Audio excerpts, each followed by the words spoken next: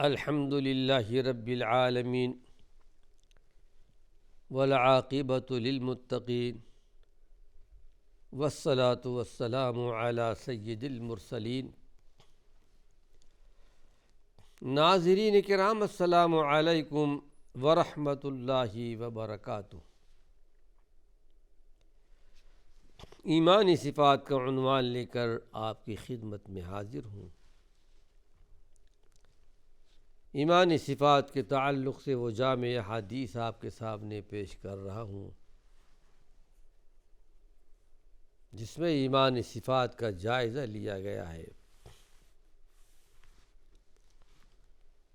اور اللہ کے رسول صلی اللہ علیہ وسلم نے ایمانی صفات کے تعلق سے آپ نے ہدایات دی ہیں۔ حدیث بیان کر رہا تھا جابر بن سلیم رضی اللہ عنہ کی، جو انہوں نے آ کر اللہ کے پیارے پیغمبر سے چند سوالات کیے تھے۔ کیا آپ اللہ کے رسول ہیں؟ ہاں، میں اللہ کا رسول ہوں۔ اس اللہ کا رسول، وہ اللہ کی صفت یہ ہے، تمہیں تکلیف پہنچے اگر اللہ سے دعا کرو تمہاری تکلیف کو دور کر دیتا ہے۔ میں اس اللہ کا رسول ہوں کہ اگر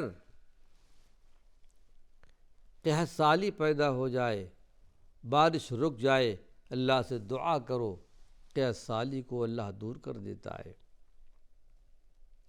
میں اس اللہ کا رسول ہوں، اگر تم کسی صحرا بیابان جنگل میں ہو، سواری بھی تمہاری کھو گئی ہو، اسے دعا کرو تو تمہاری سواری کو لا کر کے حاضر کر دے گا۔ اب اس کے بعد حضرت جابر بن سلیم کہتے ہیں کہ قل، تو میں نے کہا اللہ کے رسول، اعہد الی، مجھے کچھ نصیحتیں فرما دیجئے، کچھ وصیت فرما دیجئے ایمانی صفات کے تعلق سے۔ صحابہ سوال کرتے تھے، آپ جواب دیتے تھے۔ آئیے چندے باتیں جس کی طرف اللہ کے رسول صلی اللہ علیہ وسلم نے توجہ دلائی، کیونکہ مختلف اوقات میں مختلف نصیحتیں آپ کی موجود ہیں۔ یہاں جابر بن سلیم کو جو وصیت آپ نے فرمائی، قال لا تسبن احدا، اے جابر بن سلیم، دیکھنا کبھی کسی کو گالی نہیں دینا۔ یہ ایک تاکید کا صیغہ ہے۔ عربی زبان جاننے والے جانتے کہ لا تسبن احدا، ہرگز ہرگز کسی کو گالی مت دینا۔ گالی ایک بہت بری خصلت ہے، ایک بہت بری بیماری ہے، معاشرے کو خراب کرنے والی چیز ہے۔ تو سب سے پہلے اللہ کے نبی نے ان کو یہ تعلیم دی ایمان لانے کے بعد، چونکہ حدیث شریف میں آتا ہے کہ سباب المسلم کفر، یہ مسلمان کو گالی دینا کفر ہے۔ کفر کے اقسام ہیں، اسلام سے نکلتا نہیں ہے کہ کفر کا ایک راستہ ہے یہ۔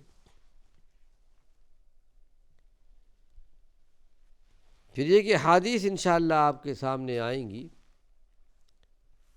اگر کوئی آدمی کسی کو گالی دے رہا ہو، سامنے والا آدمی اگر خاموشی سے سن لے، جواب نہ دے، تو آپ نے ارشاد فرمایا ایک فرشتہ اس کی طرف سے جواب دیتا ہے۔ تو گالی ایک مذمت والی چیز ہے، اور اللہ کے پیارے پیغمبر محمد صلی اللہ علیہ وسلم کی ایک صفت یہ بھی بیان کی گئی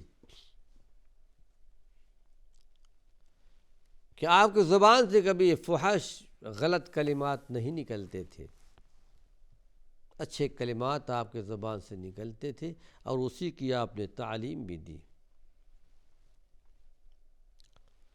فرمایا کہ اے جابر بن سلیم، دیکھنا کسی آدمی کو گالی نہیں دینا، کسے باشد کوئی بھی ہو۔ یہ سننے کے بعد ایمانی صفات کا تعلق تو یہی تھا بندے مومن کی، سمعنا واطعنا، ہم نے سن لیا، ہم نے اطاعت کر لی، ہم نے آپ کی بات مان لی۔ یہ طریقہ تھا صحابہ کا، اصحاب رسول اللہ صلی اللہ علیہ وسلم کا۔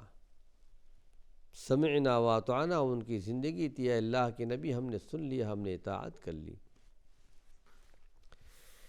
خود کہتے ہیں کہ فما سببت بعدہ حرا ولا عبدا ولا بعیرا ولا شاتا۔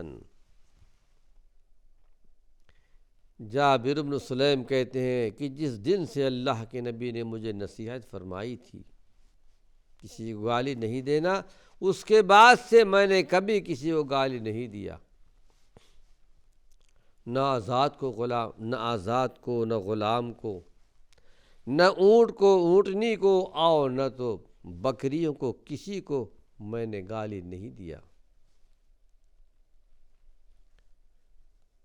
یہ اللہ کے پیارے پیغمبر کے تعلیم کا اثر تھا۔ پھر اللہ کے پیارے پیغمبر محمد صلی اللہ علیہ وسلم کا طریقہ کیا تھا؟ آپ رحمت للعالمین صرف انسانوں کے لیے یا ایمان والوں کے لیے نہیں تھے، پوری کائنات کے لیے آپ رحمت تھے، انسانوں کے لیے بھی، جانوروں کے لیے بھی، پرندوں کے لیے بھی، بکریوں کے لیے، اونٹوں کے لیے۔ ایک مرتبہ آپ سواری پر سوار تھے، عائشہ صدیقہ بھی آپ کے ساتھ تھیں۔ وہ اونٹنا کچھ بدکی ہے، اس کے بعد حضرت عائشہ صدیقہ کی زبان سے جاہلیت کے زمانے میں جو اونٹوں کے لیے کچھ لعنت کے الفاظ بولے جاتے تھے، ان کی زبان سے نکل گئے۔ آپ نے ارشاد فرمایا کہ عائشہ اتر جاؤ، اس سواری سے جس پر لعنت کی گئی ہے اس پر اللہ کے رسول نہیں بیٹھ سکتے۔ گویا آپ نے اس بات کو پسند نہیں کیا کہ جانوروں کو بھی برا بھلا کہا جائے، جانوروں کو بھی تکلیف دی جائے۔ ایک مرتبہ عائشہ صدیقہ کے گھر میں پڑوس کے ایک بکری آ گئی، ایک روٹی منہ میں دبا کر کے بھاگنے لگی۔ حضرت عائشہ دوڑی پکڑنے کے لیے، آپ نے کہا عائشہ چھوڑ دو، تمہارے پڑوسی کی بکری کو تکلیف مت پہنچاؤ۔ آپ رحمت للعالمین تھے، کہتے ہیں کہ میں نے اس کے بعد سے کبھی بھی کسی کو گالی نہیں دیا۔ اس کے بعد آپ نے ارشاد فرمایا قال لا تحقرن شیئا من المعروف، بڑی عظیم بات بیان کی گئی۔ اگر کوئی آدمی تم کو کوئی بھلائی کا کام دیتا ہے، بھلائی کا کام کرتا ہے، کچھ ہدیہ تحفہ دیتا ہے، تھوڑا ہی کیوں نہ ہو، اس کو حقیر نہیں سمجھنا۔ کوئی چھوٹے نصیحت کرتا ہو تو اس کو بھی قبول کر لینا، چھوٹا ہدیہ دیتا ہو اس کو بھی قبول کر لینا، اس کو حقیر مت سمجھو۔ بہت عظیم بات بیان کی گئی۔ اگر کسی کو کوئی ہدیہ دیا جائے، کہا میاں یہ تو بہت چھوٹا ہدیہ ہے، یہ کیا دے رہے ہو، خوشی سے قبول کر لینی چاہیے۔ وَأَن تُكَلِّمَ أَخَاكَ وَأَنْتَ مُنبَسِطٌ إِلَيْكَ وَجْهُكَ، بڑی پیاری بات اللہ کے پیارے پیغمبر نے بیان فرمائی کہ دیکھو، جب تم اپنے بھائی سے بات کرو اس وقت تمہارے چہرے پر خوشی کے آثار ہوں، تمہارا چہرہ کھلا، یعنی اچھے انداز میں اپنے بھائی سے بات کرو۔ ان ذالک من المعروف، یہ بھی بھلائی کا کام ہے۔ جیسا کہ حدیث شریف میں آتا ہے کہ الکلمۃ الطیبۃ صدقۃ، کسی سے اچھی بات کہنا بھی صدقہ ہے، اچھی بات کہنا بھی صدقہ ہے، اور اچھی بات کہنی چاہیے۔ اس کے بعد اللہ کے پیارے پیغمبر نے ارشاد فرمایا ورفع ازارک الی نصف الساق. آپ نے ان کی اصلاح کرتے ہو سوچا ہو لگتا ہے کہ شاید جو کپڑے پہنے ہوئے تھے زیادہ نیچے تھے، کہ اپنے ازار کو اونچا کرو آدھی پنڈلی تک، آدھی پنڈلی تک اپنے ازار کو اونچا کرو. یہ روایت ابو داؤد شریف کی ہے. لیکن آپ نے ارشاد فرمایا فَإِنْ أَبَيْتَ فَإِلَى الْكَعْبَيْنِ، لیکن اگر ایسا نہیں کر سکتے تو ٹخنے سے اونچا رکھو. نیچے پیر کے حصے میں، باہر کے حصے میں ایک ہڈی اٹھی ہوئی، اس کا نام ٹخنا ہے، اور عربی زبان میں کہتے ہیں کعب. تھوڑا اس سے اونچا ہونا چاہیے. یہ حکم مردوں کے لیے ہے، لیکن عورتوں کے لیے کعب یعنی ٹخنے بند ہونی چاہیے، چاہے وہ نماز کی حالت میں ہو یا چاہے غیر نماز کی حالت میں ہو. لیکن اللہ کے پیارے پیغمبر محمد صلی اللہ علیہ وسلم نے ان کو تعلیم دی اپنے ازار کو آدھے پنڈلی تک رکھو. ایسا نہیں کر سکتے، چاہتے ہو تو کم سے کم ٹخنے سے اونچا ہونا چاہیے، لیکن ٹخنے سے نیچا اللہ کے پیارے پیغمبر نے منع کر دیا ہے. اور اس کی وجہ کیا ہے کہ وَإِيَّاكَ وَإِسْبَالُ الْإِزَارِ، اپنے ازار کو، اپنے پیجامے کو، اپنے لنگی کو یا اپنے کندورے کو، جو بھی توپ وغیرہ کہا کرتے ہیں، ٹخنے سے نیچے مت لے جاؤ. آپ نے منع کر دیا. وَإِيَّاكَ یعنی بچتے رہنا، اپنے آپ کو بچاؤ. آپ نے فَإِنَّهَا مِنَ الْمَخِيلَةِ، اس لیے کہ یہ کبر اور تکبر کی نشانی ہے. لیکن اگر کوئی کہے کہ میں اپنے ازار کو ٹخنے سے نیچے رکھتا ہوں لیکن میرے اندر کوئی کبر نہیں ہے، تکبر نہیں ہے، لیکن پھر بھی چونکہ اللہ کے پیارے پیغمبر نے ارشاد فرمایا تھا یا تو آدھی پنڈلی تک رکھو، اگر نہیں کر سکتے تو ٹخنے سے اونچا رکھو، یہ آپ کا حکم ہے. اس حکم کو سامنے رکھتے ہوئے اس حدیث پر عمل کرنا چاہیے، چاہے تکبر ہو یا نہ ہو. ہاں، بہت سے ایسے اللہ کے بندے جن کے پیٹ کا حصہ ذرا بڑا ہوتا ہے، ازار اوپر ٹھہر نہیں سکتا، اور یہ عارضہ تھا صدیق اکبر کو، عمر ابو بکر صدیق کو، کہا اللہ کے رسول صلی اللہ علیہ وسلم میرے پیٹ کا حصہ ذرا بڑا ہے اور خود بخود نیچے آ جاتا ہے، تو یہ کوئی عذر ہے، مجبوری ہے، اس میں کوئی حرج نہیں ہے. لیکن خواہ مخواہ کے لیے کوئی آدمی ایسا کرے تو وہ ٹھیک نہیں ہے. تو آپ نے ارشاد فرمایا کہ وَإِنَّ اللَّهَ لَا يُحِبُّ الْمَخِيلَةَ، وہ پروردگار عالم مخیلہ یعنی کبر کو، تکبر کو، غرور کو پسند نہیں کرتا. جیسا کہ حدیث شریف میں آتا ہے کہ تکبر، کبریائی اللہ کی چادر ہے. کبریائی، بڑائی، عظمت و جلال اللہ کی چادر ہے، یہ اللہ کی صفت ہے. اور جو اللہ کی صفت کو چھیننا چاہے اس کا انجام کیا ہوگا؟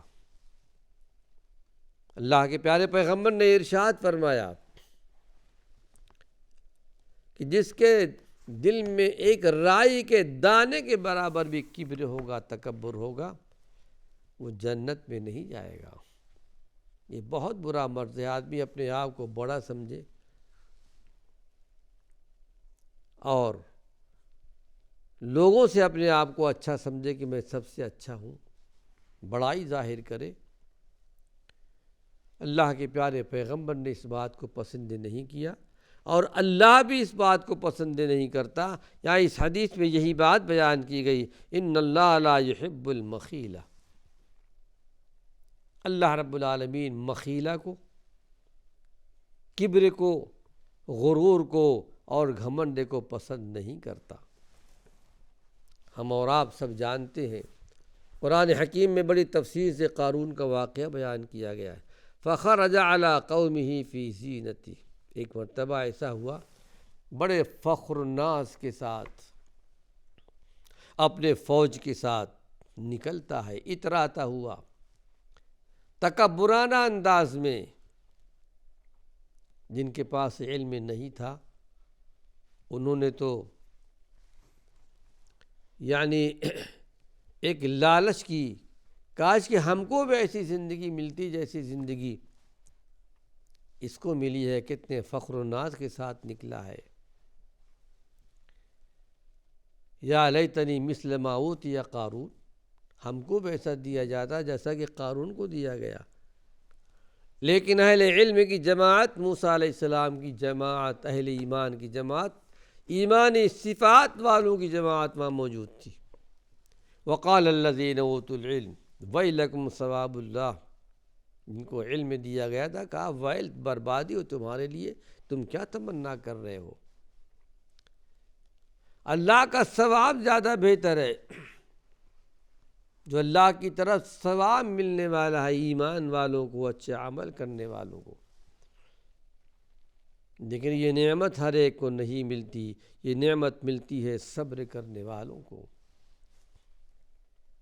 قرآن حکیم میں بیان کر دیا گیا، اس فخر کرنے والے کو، فخریہ انداز میں چلنے والے کو، قارون کو اللہ نے زمین میں دھسا دیا، لوگوں کے سامنے زمین میں دھس رہا ہے، جا رہا ہے، اور اللہ کے نبی نے ارشاد فرمایا کہ قیامت تک یہ زمین میں دھستا ہوا جائے گا۔ حدیث کا ایک ٹکڑا رہ گیا ہے اور اللہ نے چاہا تو اس کو اپنے اگلے درس میں پیش کر دوں گا۔ رب ذوالجلال ہم سب کو ایمانی صفات پر عمل کرنے کی توفیق نصیب فرمائے۔ وآخر دعوانا ان الحمد للہ رب العالمین۔